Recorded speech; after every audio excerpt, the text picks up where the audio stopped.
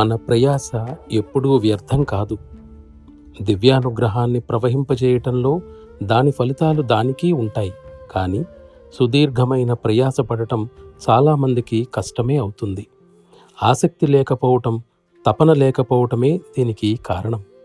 కొంతమంది తమ హృదయాలను ప్రదర్శనా రంగంగాను, మరికొంతమంది దానిని దారిన పోయే వారందరికీ ప్రవేశం ఇచ్చే సత్రంగానూ మార్చేసుకుంటారు. ఏదో ఒకరోజు ఈ శరీరాన్ని విడిచిపెట్టాలని అందరికీ నిశ్చయంగా తెలుసు. అయినా దాని పట్ల అవసరానికంటే ఎక్కువగా వ్యామోహాన్ని పెంచుకుంటారు.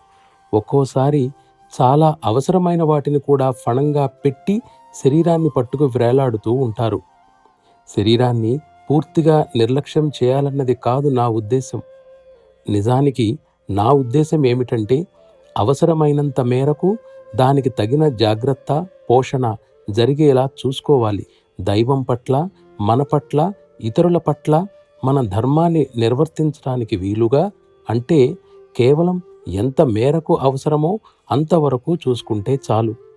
సాధ్యమైనంత త్వరగా ఉన్నతమైన ఆధ్యాత్మిక స్థాయిని సిద్ధింపచేసుకోవాలి. అప్పుడు మన చివరి క్షణం వచ్చినా విచారించవలసిన అవసరం ఉండదు. భక్తి, నిరంతర స్మరణ మాత్రమే దీనికి నిశ్చిత సాధనాలు.